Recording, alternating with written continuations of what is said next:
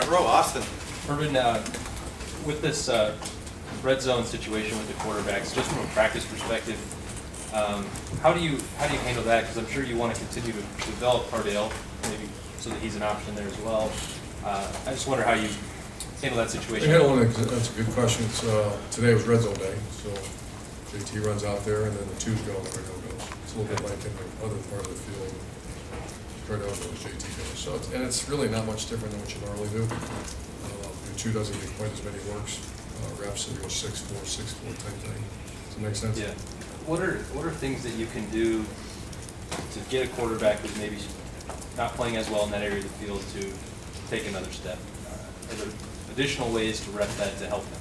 Yeah, just practice. Just practice. Yeah, like I said, the red zone's such a different, it's a unique place. And the teams that are very good at it, which Ohio State has been for many years, you have to equate numbers down there because the numbers are so tight.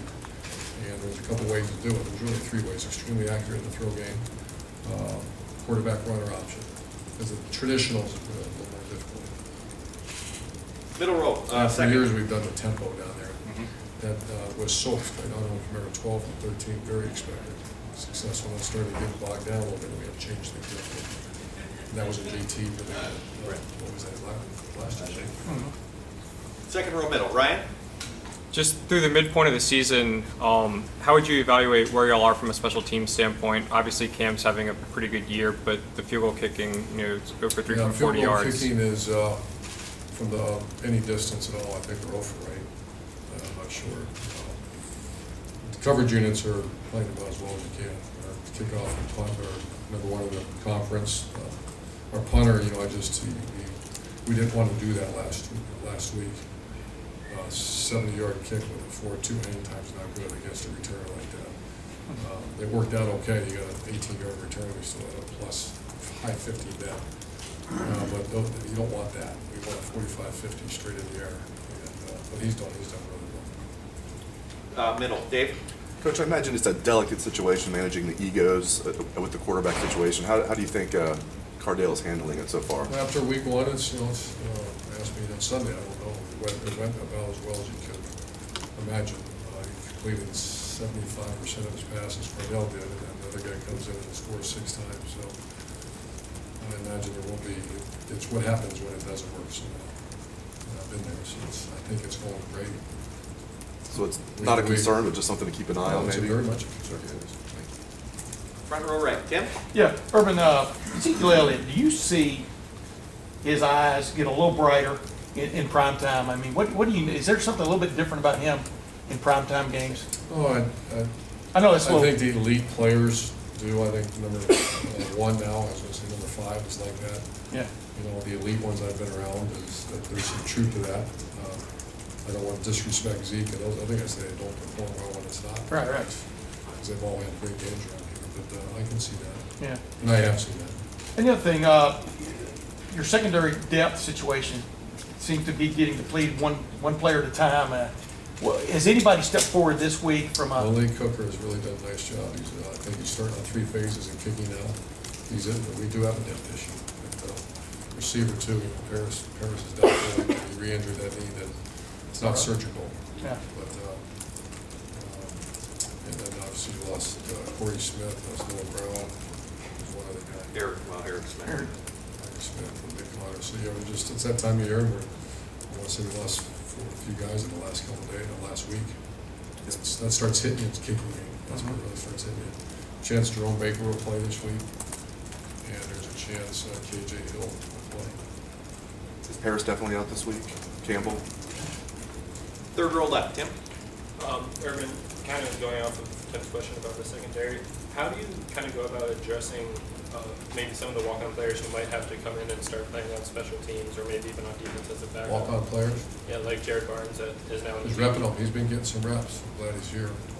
Trying to think who else. I think that's it in the secondary, but he's sort of getting prepared to go play if we need him. Are you going to have to look to more guys like that on special teams too, with Corey and Eric out? I just said Jerome Baker will play. I'll let him start on kickoff. And then KJ Hill's another one that's close. Front row right. Bill? The Big Ten East is looking like the powerhouse that a lot of people thought it would be. What's your take on how tough this division is? I think it's really tough. I've seen the other teams on tape, and it's really tough. I don't. People have asked me about comparing to the other. It's been a while since I've been in another conference, but this is as tough as I can remember. This side right now. And you mentioned you're not happy with the field goal situation. Is there a chance that Sean Nurnberger would get a shot? Chance. This week it's Jack is still the kicker, but it's an every week competition. Far left, Doug. Urban, you've talked about how you think Eli and Garyana played well this year. With Hackenberg and I think Hamilton had double-digit catches against you guys last year.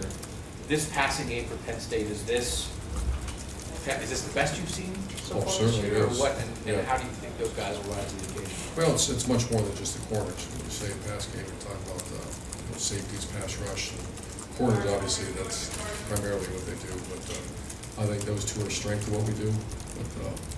But they're a get it out fast team. So when you say get it out fast, a lot of times that's the Darren Lees, the linebackers, because it's a lot of the underneath. Also, they throw a lot of screens. That's D-line retracing the linebackers. So it's not just the corner. I think the corners are ready to go play a good game. But it's much more, it's much more complicated than just the corners. And you talked about JT, how good of a leader he was, even while he wasn't playing. If he has this role now, can he do that even? Can that help the offense? I mean, again, it's a Helps the entire sophomore team. who's the captain. He's a very unique guy as far as you guys have got to meet him, and he can tell he's a better leader today than he was a week ago. He's one of the best I've ever been around a week ago. So the answer is real obvious, Doug, on that. Once you're playing and instrumental in the victory, it's much easier to believe, and we saw that last week. And final couple questions. Ari, to the left. Coach, you mentioned KJ Hill might play. I know last week Torrance Gibson was somebody who got brought up. He had an injury that he was working through and stuff, but I think he initially made the move to receiver because he thought that would be his quickest path to the field. Can you just talk about his development, how he's doing? It's still coming. He's a typical freshman. It's one of these deals. You want to come out, practice well, and play well, and then other times he won't.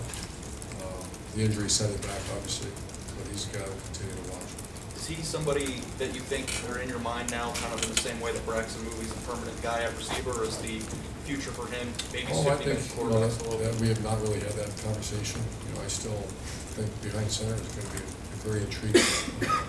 I have not got to work with it because that was pretty quick remove. But those are all spring conversations as we get going. And last question. Clay? Two up night games, what do you expect on Saturday night? Oh, it's we love night games, and obviously the new unis, the crowd. I think I just hear our players talk about it, and the worst thing is just hanging around the hotel all day. But the best thing is that atmosphere is going to be. I got my first taste of it against I want to say Nebraska. My first year of that game. That was I remember walking out that stadium. So anxious to see it. Thanks, guys. Great. Thank you, Coach. What's Eric's been saying? All right, folks, we'll head on to the indoor